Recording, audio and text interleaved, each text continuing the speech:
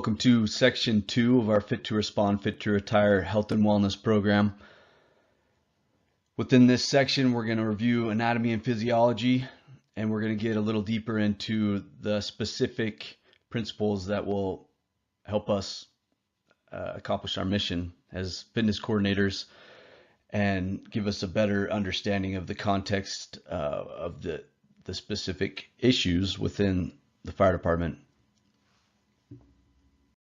We will be going over the cardiovascular system, specifically adaptation that happens with exercise.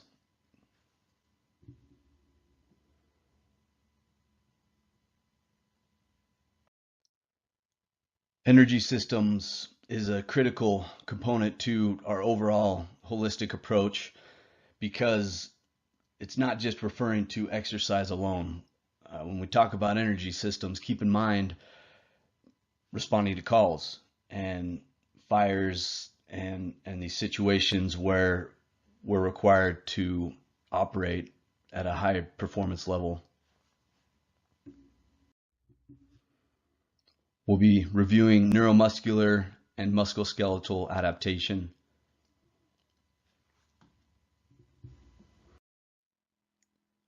We will be reviewing the respiratory and cardiovascular systems as we go throughout this presentation today, but we won't be going through the specific anatomy of each.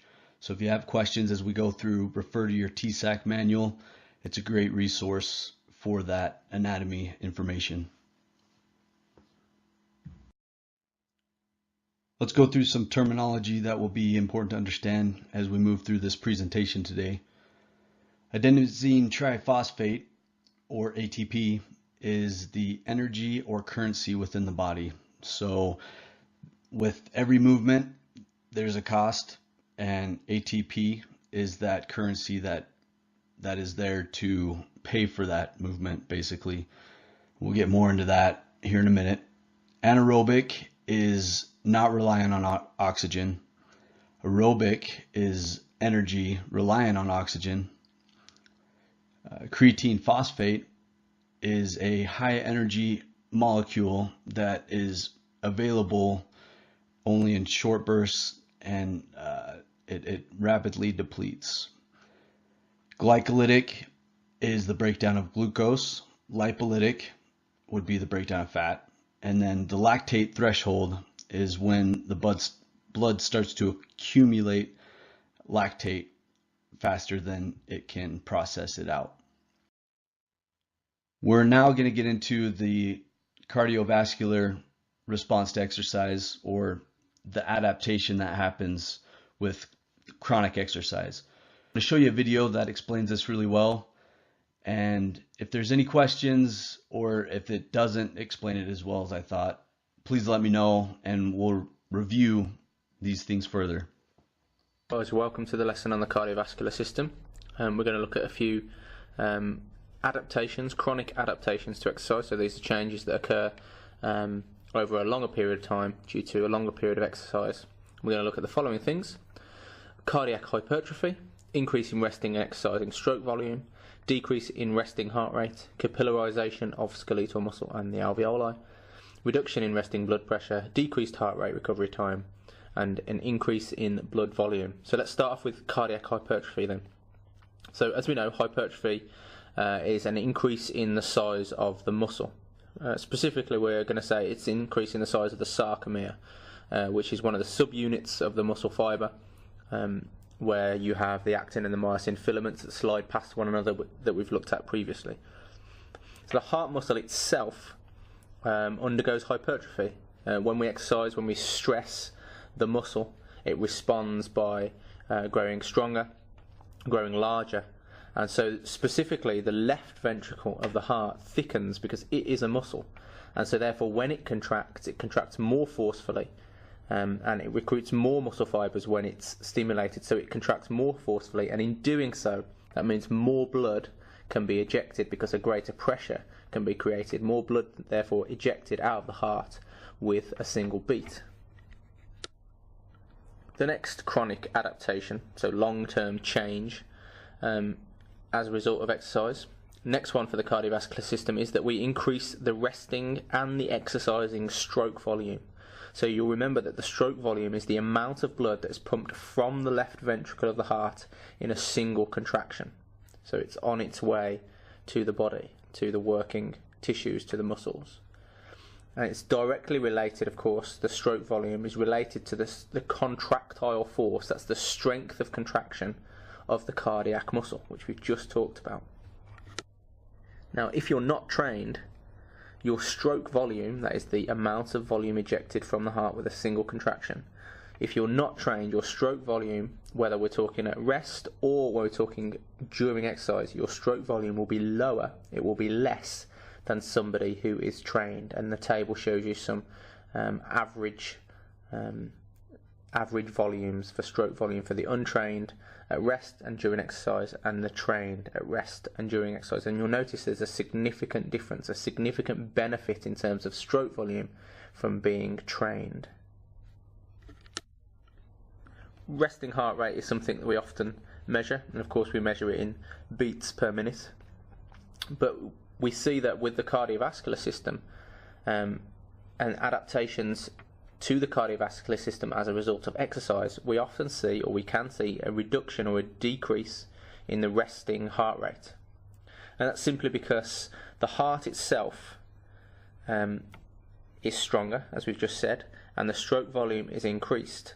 There can be a reduction in the resting heart rate without having a reduction in the total amount of blood that's being ejected from the heart in a minute. So that's what we call cardiac output, or Q. So at rest, your cardiac output can remain the same because your stroke volume goes up, so therefore your resting heart rate can come down without affecting the total amount of blood that is being moved around the body, around the system in a minute. So whereas stroke volume goes up, heart rate therefore, resting heart rate therefore can come down. And we'll see that the resting heart rate of people who do lots of exercise and exercise consistently, particularly cardiovascular exercise, their resting heart rate is lower than those who don't do exercise, those people who are more sedentary. Another adaptation, a benefit or advantage of exercise to the cardiovascular system is the capillarization of skeletal muscle and the alveoli. And capillarization simply means an increase in the numbers of capillaries in a given area. So an increase in capillary density. And this happens in two places. It happens both in the muscle and it also happens in the alveoli. Now this capillarization is a benefit because the amount of oxygen that can be supplied is related to the amount of blood that can be brought to the muscle. And if we have an increased number of capillaries, that means we can have more blood flowing to the muscle. So the benefit essentially of bringing more oxygen to the muscle means that we can improve our metabolism of glucose and also fats in the muscle. And the main benefits, or the main adaptations, or the most adaptations will occur somewhere between 70 and 80% of your VO2 max, which we've talked about previously.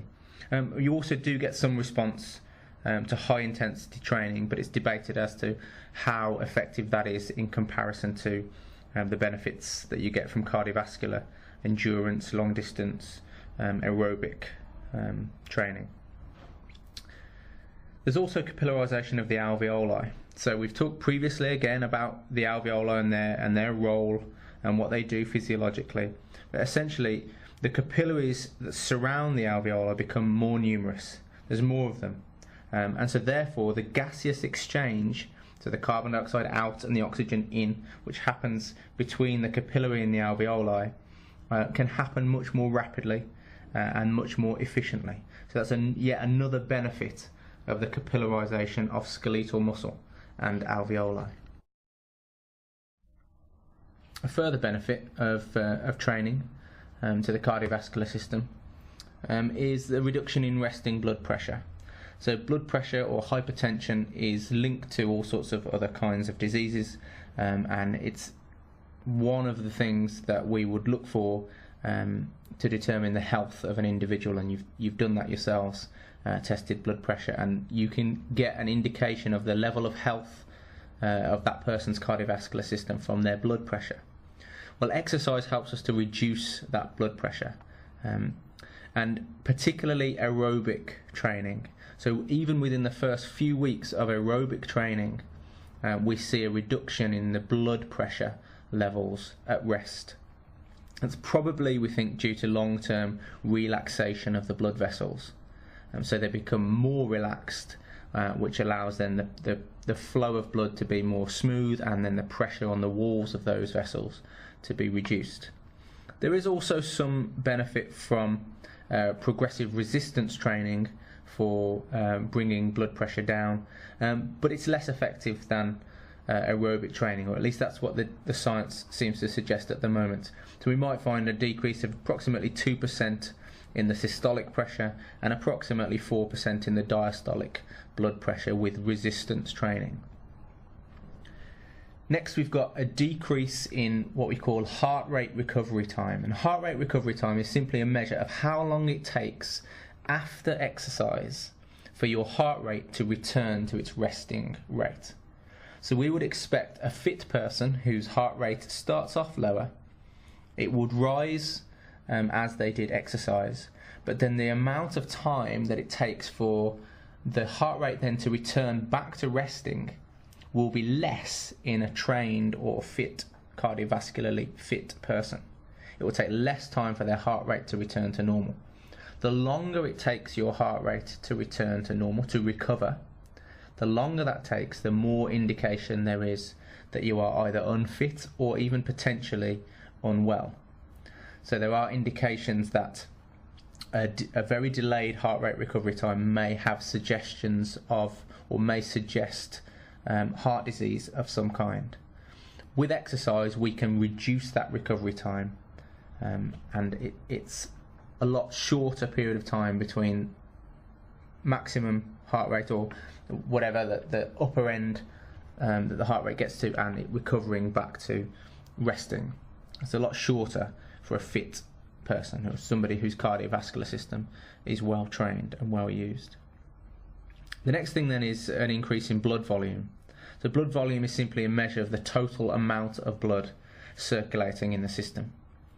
And two things happen as a result of exercise, long-term chronic changes as a result of exercise. First of all, the blood plasma, the volume of blood plasma increases, and that is because the kidneys retain more water, and so there is basically more water in the blood, so that it adds to the overall volume. So exercise promotes that water retention by the kidneys.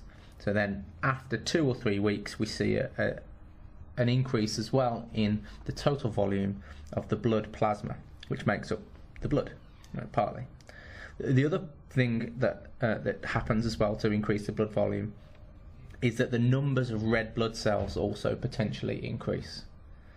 So the hormone EPO, erythropoietin, which you may have heard of in relation to doping in sport, because it can be injected to have this effect, but it's also naturally occurring. So this hormone EPO stimulates production of red blood cells in the bone marrow, and then those red blood cells are released into the bloodstream. So we have this increase in red blood cells alongside an increase in blood plasma, and both of those two things together will show an overall increase in blood volume. Air exchange is critical in our role as firefighters. We have to be able to utilize oxygen as efficiently as possible. So that means knowing how to expand our lungs fully while wearing an SCBA and full gear, so that we can push farther and deeper into fires to perform whatever duty we need to perform. So right now I'd just like to focus on two main things, which would be ventilation and respiration. So when we're talking about ventilation, we're looking at the diaphragm, which is a muscle that looks something like that. When that pulls down, it creates a negative pressure in the lungs that allows that expansion and then that air to be pulled in. When we're looking at respiration, we're looking at at the level of the alveoli, and this would be the external respiration, where that air that's pulled in from that ventilatory effort is brought to the alveolar space, which is this area right here, and the oxygen is exchanged with the carbon dioxide so that that fresh oxygen can be carried to whatever muscle group or area of the body that is trying to perform the action. We're now going to move into the respiratory response to exercise and the adaptation that happens over time. One of the main reasons I wanted to focus on this a little bit was to explain the VO2 test and how beneficial it would be to us in the future.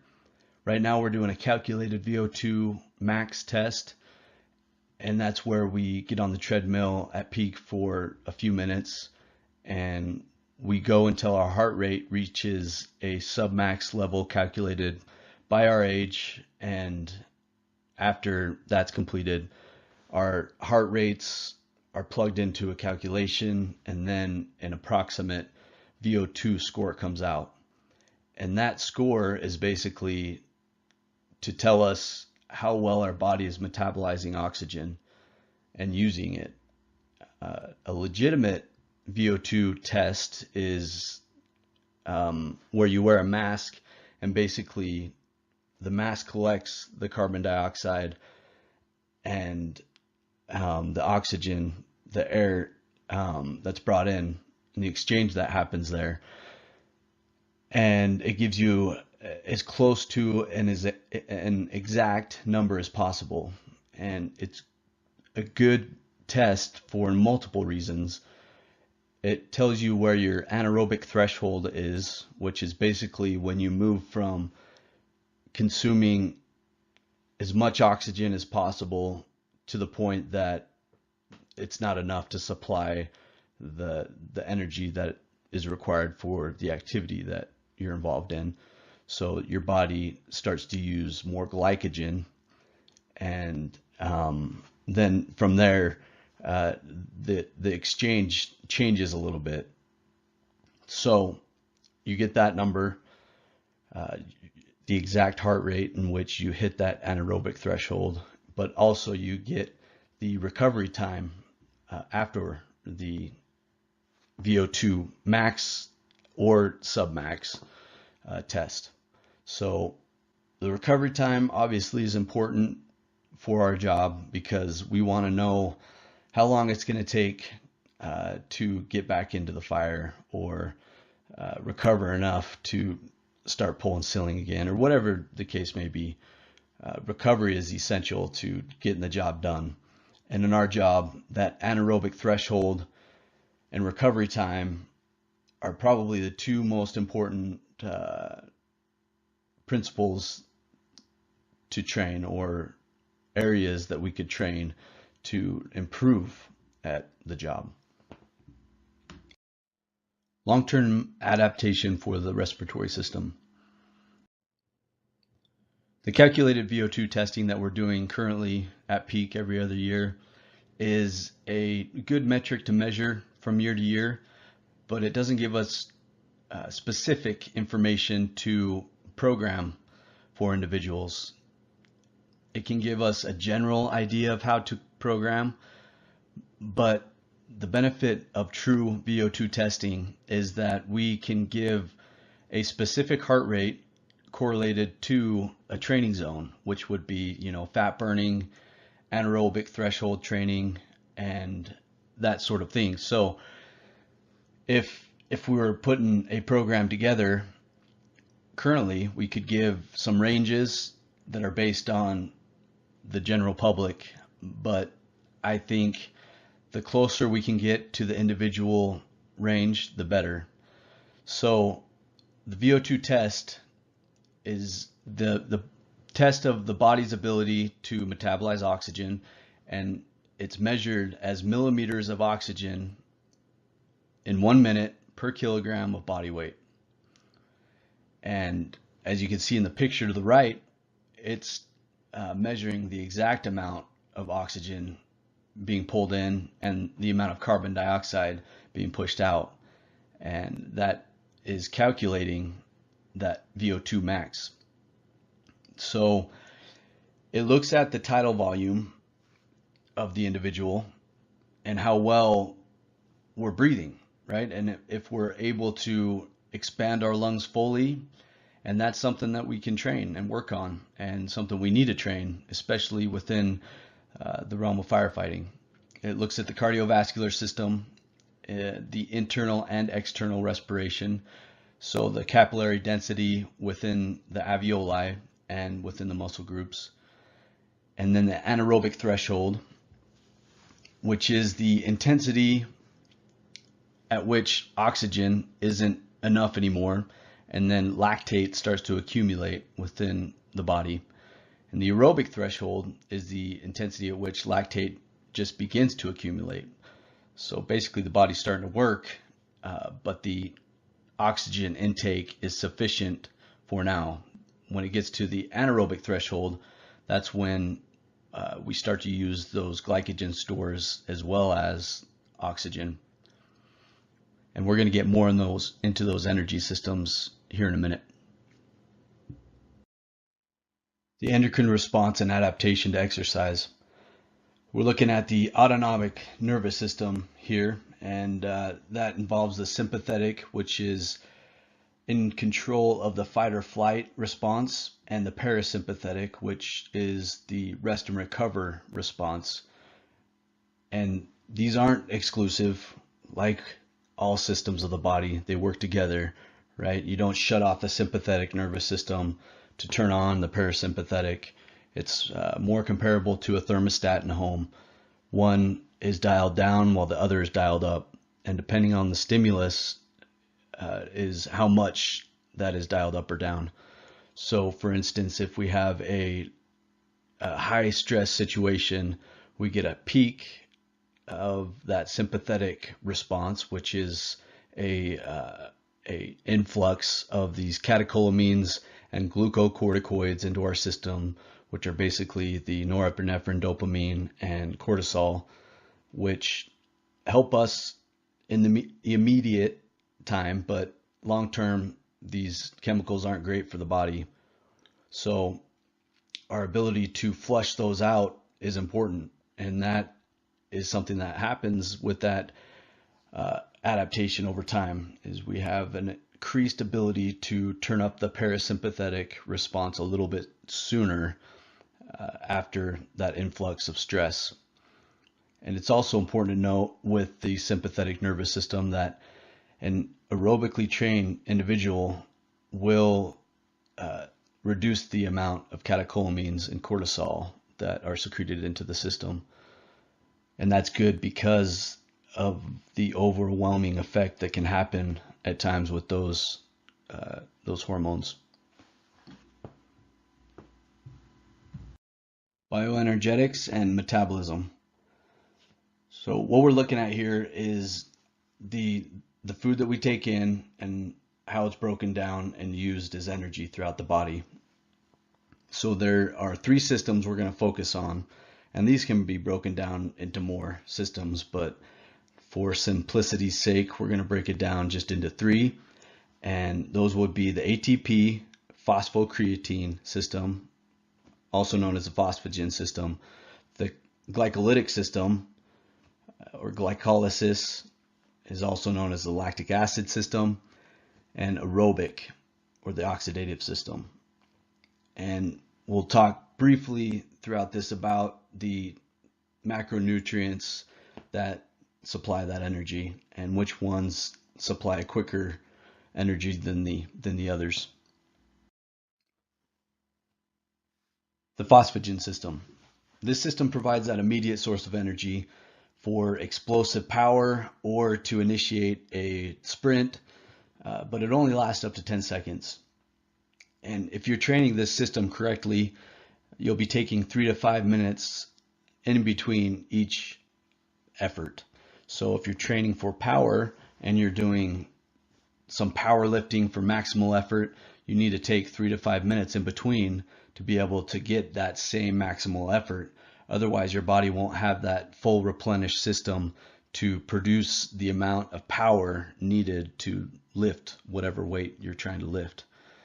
So it only lasts for 10 seconds, and then you need to rest 3 to 5 minutes after that 10 seconds to replenish the system fully. And the system is comprised of ATP and creatine phosphate, which is stored in the muscles, and it is very limited storage. So if you look down here on the right, you see the diagram. ATP starts with the phosphate and initiates that muscle contraction, and then you get ADP as a result. But we also have creatine phosphate stored in the muscle, and ADP combines with creatine phosphate to produce another ATP contraction, and that's how that system works.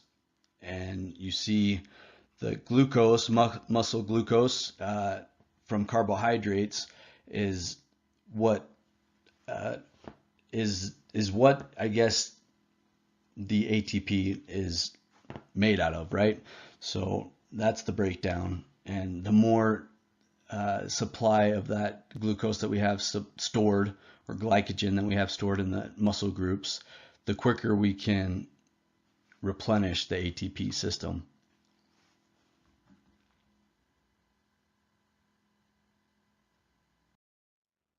The glycolytic system provides the body with energy lasting from 10 seconds to 2 minutes approximately, and that's dependent on the individual level of training and other factors. This process is an anaerobic process, which means that it's the breakdown of glucose from the blood and the storage of glycogen in the muscles, which then is taken to the specific cells and used as energy, as ATP. The lactate that is produced as a byproduct of glycolysis was thought of in the past as the source of the burn that you feel when you're doing that high intensity interval type training, or the circuit, or just the high volume training. You feel that burn start to build up in your muscle group, and they found that it's not the lactate, it's that imbalance, that acid imbalance within the muscle group, and the breakdown actually of the muscle. So the lactate is used to produce glucose again, and that's done through the Cori cycle. It's converted back to glycogen in the liver. And we know when we're hitting that anaerobic threshold, when we get that onset of blood lactate accumulation, which is basically saying that we've surpassed our ability to use oxygen combined with glycogen to produce enough energy to supply whatever level of intensity of exercise that we're involved in.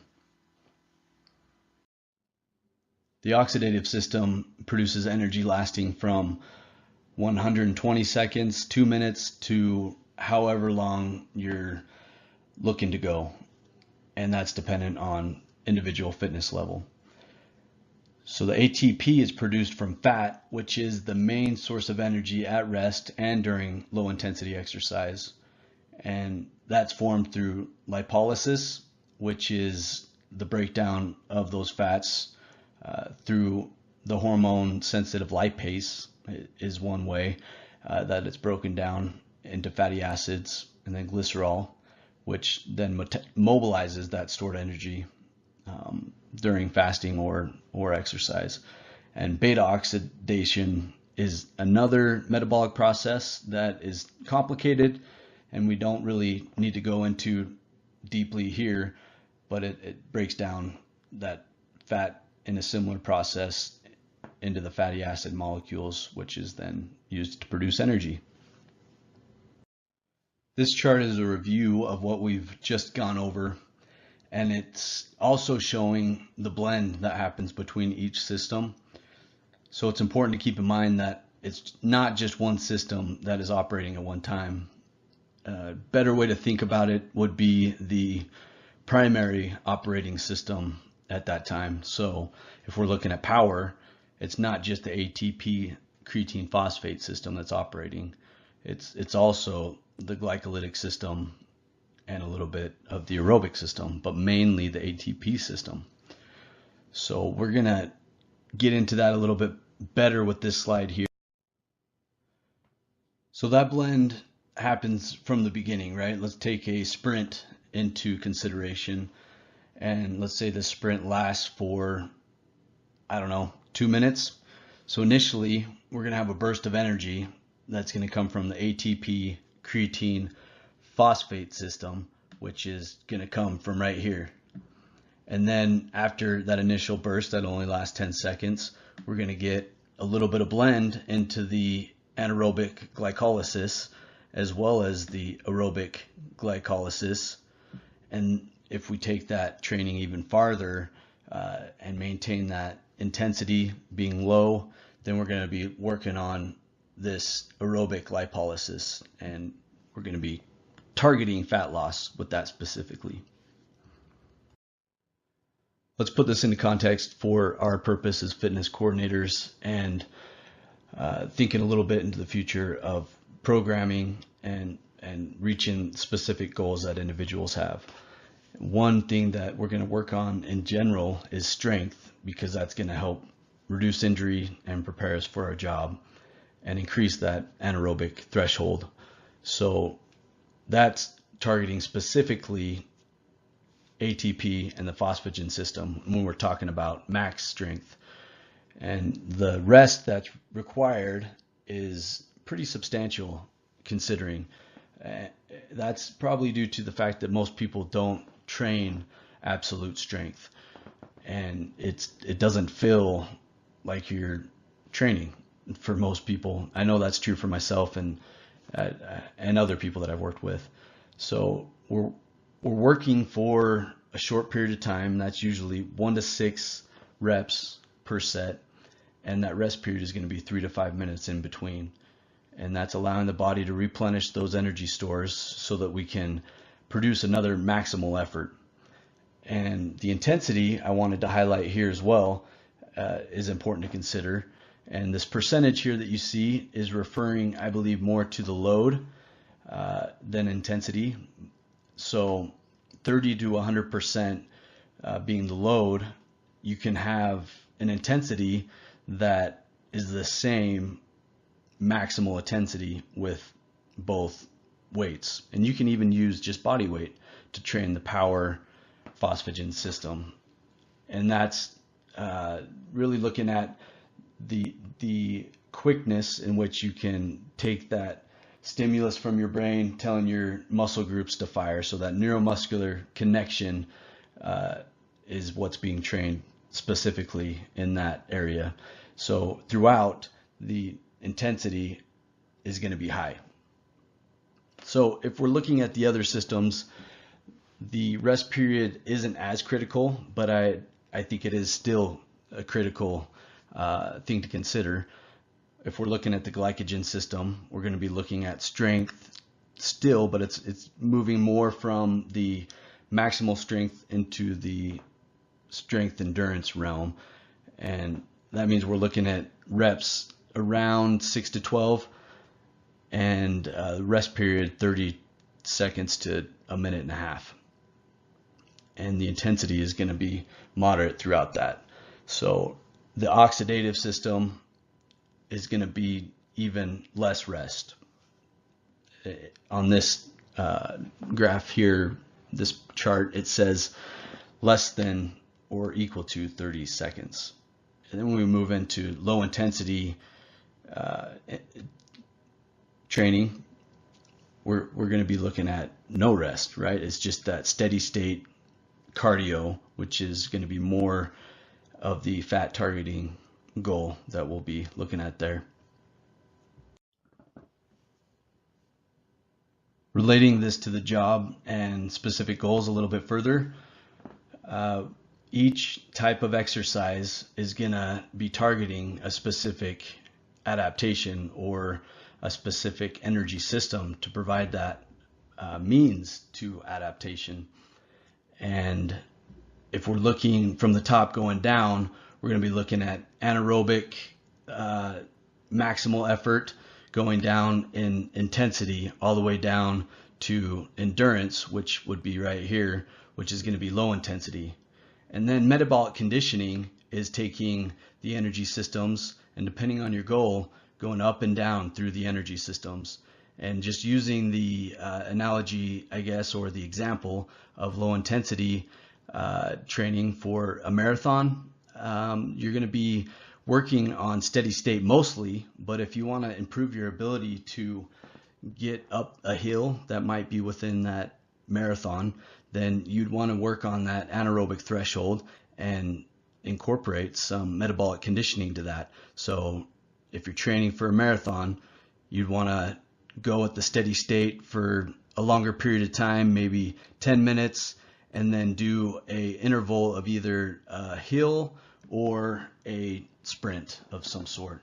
And that's going to improve your body's ability to continue that steady state activity, as well as recover from that anaerobic surge of energy. So looking at the fitness continuum and the firefighter general physical preparedness, we need to take all training types into consideration and incorporate whatever area we're weak in, right? So if we're endurance athletes, we need to focus a little more on the strength. And if we're strength athletes and haven't done much cardio, then we need to incorporate some of that so that we can recover faster. And this has us set right in the middle of that spectrum. But I would say, in regard to the job, we're probably more along the lines of the anaerobic athlete. So we're going to probably be a little bit higher. But we also, like I said, need that ability to recover.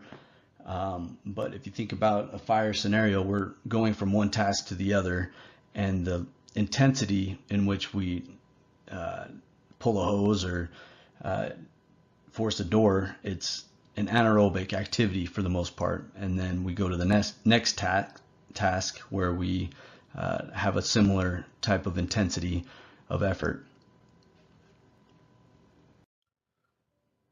Bones, tendons, and ligaments do adapt to exercise, but it's important to keep in mind that they adapt a lot slower than muscles adapt because of the lack of capillaries and blood flow. So it's important to progress a program slowly enough that you don't push the strength past what the connective tissue can handle. And it's also important to think about a program that's well balanced is going to include elements that are going to increase adaptation in these different areas. For instance, if you're looking at increased bone density, the strength training and the increased loads are going to increase that adaptation or improve that adaptation. And if you're looking more at the tendons and ligaments, plyometric type training is what is going to be the best in that regard. So it's important to have a nice, varied, well-balanced program.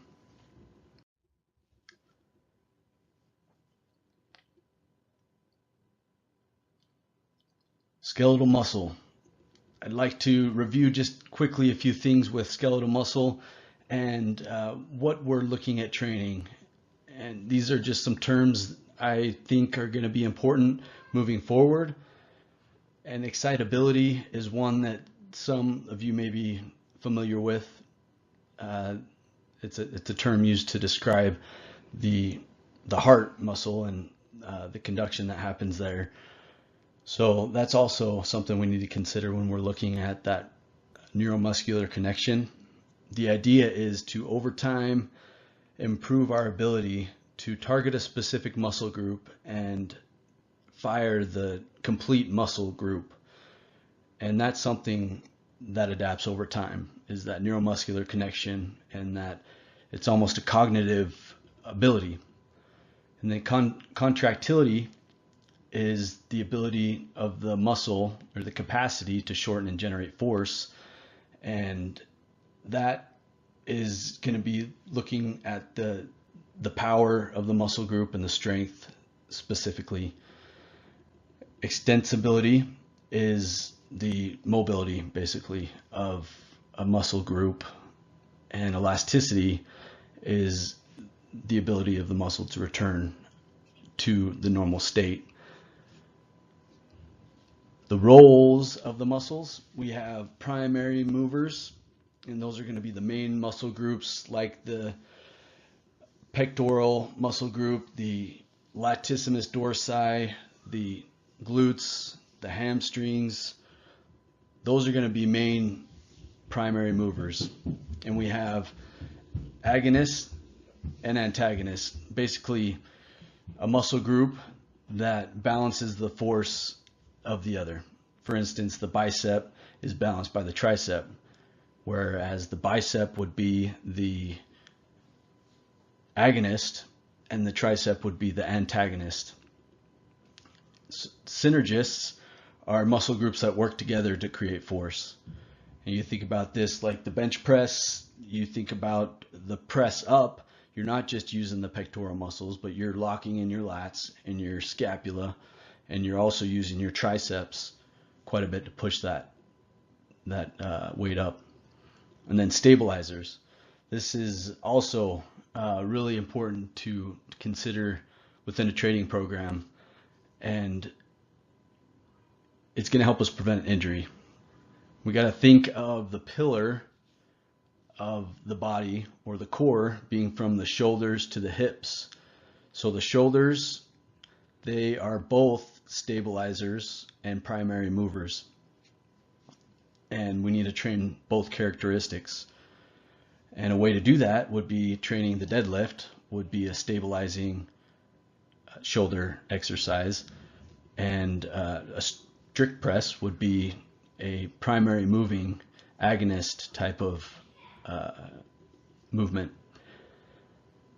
And the hips, going to the hips, they also are stabilizer muscle groups, and there's the primary movers all surrounding the hips. So training those individually is important, but also training the main part of our pillar, which would be the abdominals and the rector spine, to know how to target that muscle group, to fire, to engage, to protect the spine. And this is an area that's going to be a big focus for us moving forward due to the number of back injuries in Salt Lake City right now. Muscle fibers.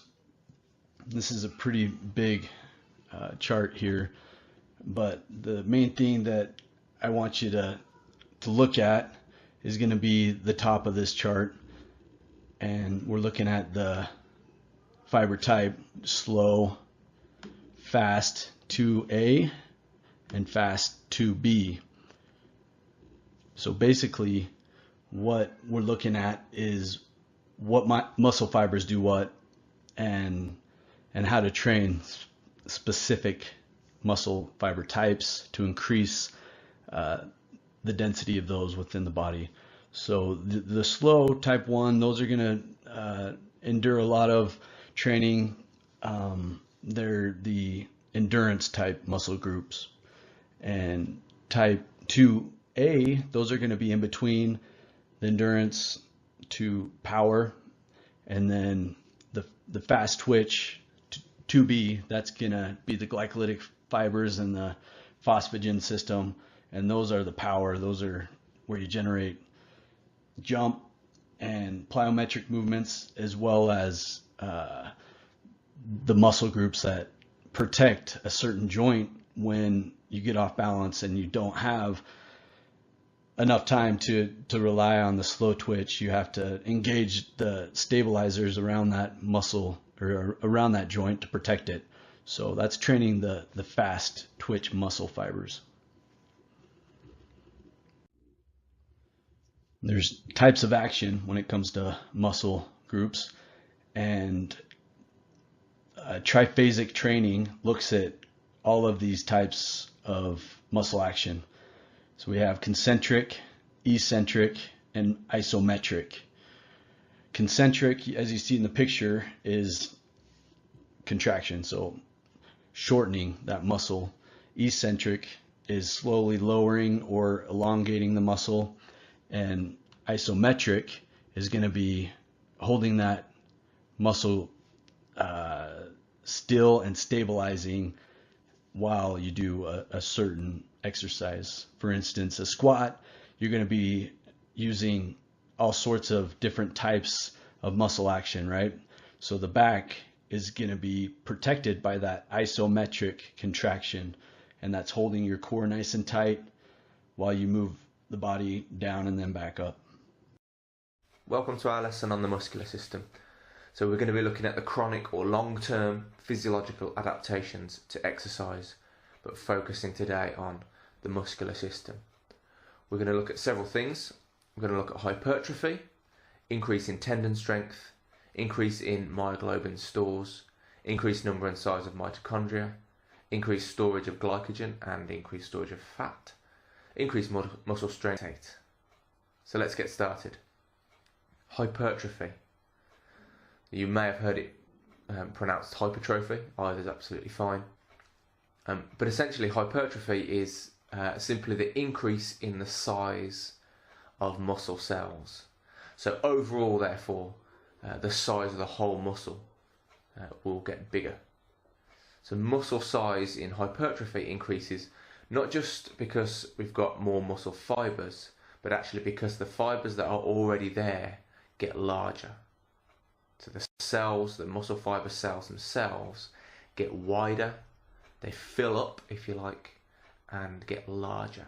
That is hypertrophy. There is some suggestion that there might be another thing at work in giving overall muscle size, and that is called hyperplasia. And we believe that it's growth hormone, human growth hormone, that stimulates hyperplasia. And hyperplasia is simply an increase not in the size of the cell, but increase in the numbers of muscle cells. So when new muscle cells are being grown, that is called hyperplasia. There is some debate about how much this affects muscle size overall and to what extent it can be developed and through exercise. And we think these days probably accounts for very little, maybe about 5% of overall muscle growth. The next heading is the increase in tendon strength. And as we know, tendons will link muscle to bone. So they're different from ligaments in that ligaments are bone-to-bone connections. So a tendon will link muscle to bone so that when a muscle contracts, it exerts a force, a pulling force on the bone, and then it moves whatever joint it is or that it is connected to. So tendon is made out of collagen, which is found a great deal in the body. It's very strong, it's somewhat elastic, but particularly strong, and therefore it's a very good way of attaching the muscle to the bone to ensure that when the muscle does contract, the tendon doesn't tear and we actually do get the movement we're looking for. So the tendons are made from collagen, and essentially the sheath of the muscle runs into the tendon and becomes part of the sheath that surrounds the tendon itself. The tendon attaches onto the bone, and it's there that the force of the contracting muscle will pull on the bone and create movement in the joint. If we want to strengthen the tendon, we find that the best way to do that is to do resistance training. So that's using relatively heavy weights to move the muscle, and therefore having the knock-on effect of strengthening the tendon.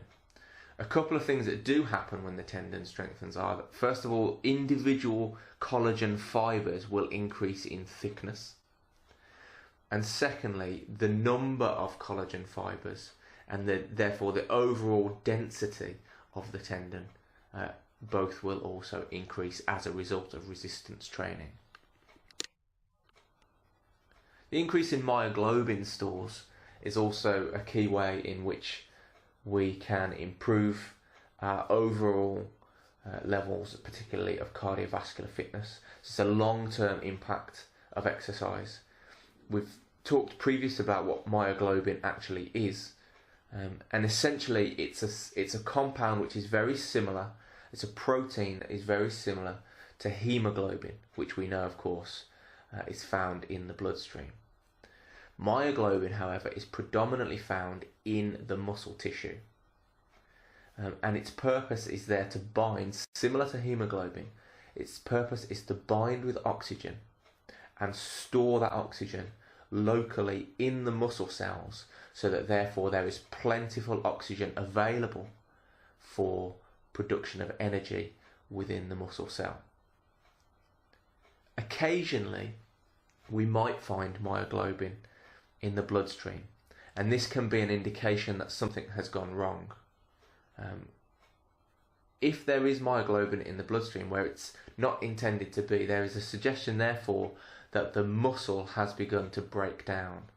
Occasionally this can occur if there is extremely high intensity exercise over a sustained period of time, and certain sports and physical activities are associated with that kind of very high level of exertion. And one of the key indicators of damage to the muscle tissue is that we might find myoglobin in the bloodstream where it would not normally be found. So mitochondria are organelles, so very small and very tiny, located within cells themselves. They are organelles designed for cellular respiration. That means that they are the place where energy is produced for movement. So as far as we're concerned, if we have a larger number of mitochondria, and if we have an increased size of mitochondria, we are able therefore to use various different compounds within the body, including oxygen and pyruvate, which we've talked about previously, to create energy and resynthesize adenosine triphosphate, that's ATP. We've talked about the importance of ATP previously. It is the crucial compound in the cell that must be present in order for energy to be provided for the working muscles. Without ATP, there's no movement, and without mitochondria, there won't be any ATP resynthesis. So for that reason, we often call mitochondria the powerhouse of the cell. But what we're interested in today is the fact that through training, you can increase the number and the size of the mitochondria that are in the cell. And obviously, therefore, an increased total amount of work being done by mitochondria at any given time in your body means a greater level of metabolism, a greater amount of cellular respiration, a greater amount of ATP resynthesis. And that's the key benefit of increasing the number and size of mitochondria through training.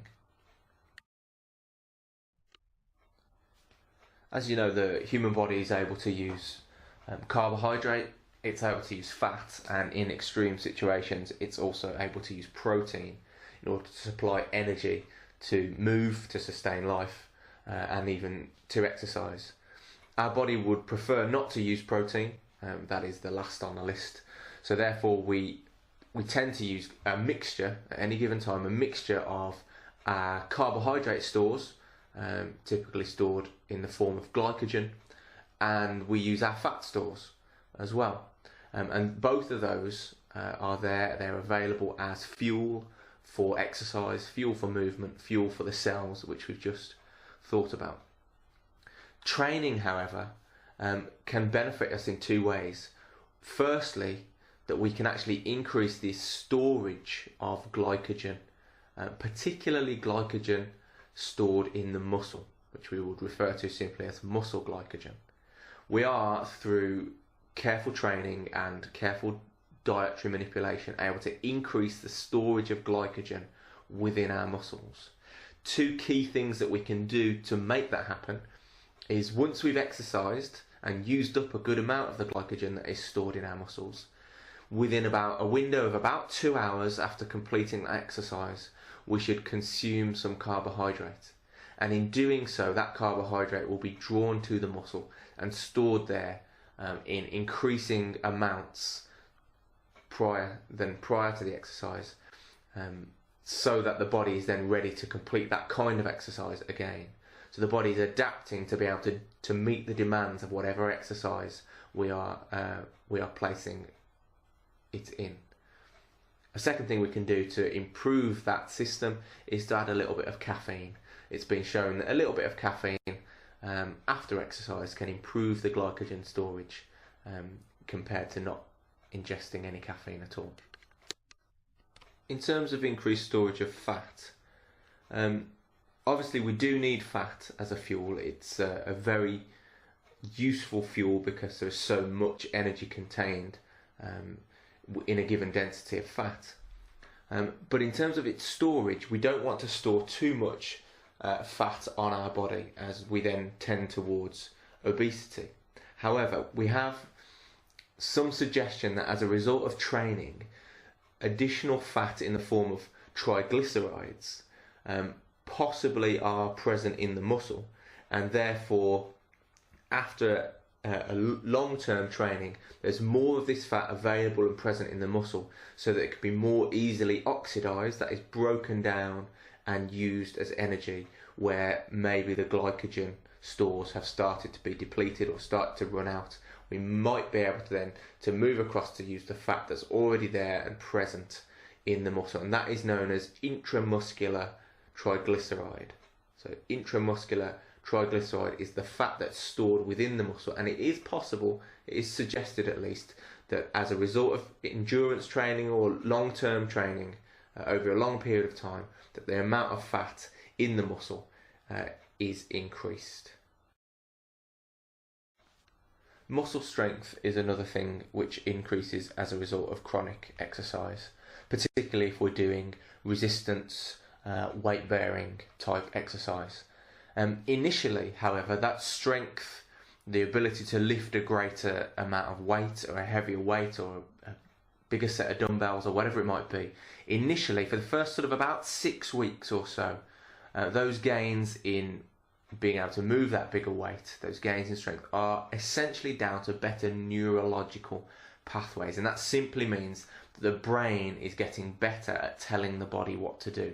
The brain is getting better at recruiting muscle fibers and using those muscle fibers to move the weights. And it might also be a little bit to do with the movement patterns that are set in the body. So we do see improvements in strength fairly quickly, without necessarily seeing an increase in hypertrophy or what we might call true strength gains. That is, without the muscle itself getting any larger.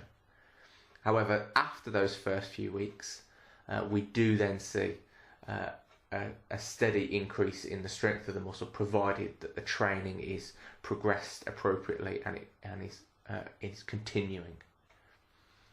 Muscle strength is also lost very quickly, and we potentially can lose, after about 8 weeks of not training, we can lose around about 10% of muscle strength. At the same period of time, we might find that muscular endurance is much more quickly lost. So even as much as 40% of our muscular endurance can be lost within a similar period of time, within about 8 weeks without training.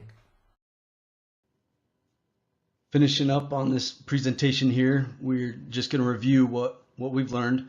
We've gone over adaptation to the physiological stress of exercise, and specifically we've reviewed the musculoskeletal adaptation and cardiovascular adaptation, as well as the energy systems targeted to create that adaptation. I'd like to leave you with a few thoughts, and those are what influences that adaptation.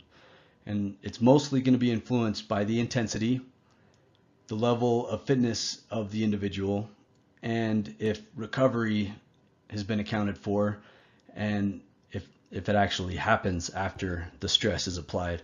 Because if that hasn't happened, then you're not going to get that positive adaptation. You're going to get breakdown and injury. So looking forward to the next section, we're going to explain in greater detail what factors come into play when we're looking at adaptation, not only to the physical exercise, but also the psychological aspect of adaptation. Till then, thank you guys for paying attention and moving forward in this program. Let me know if you have any questions.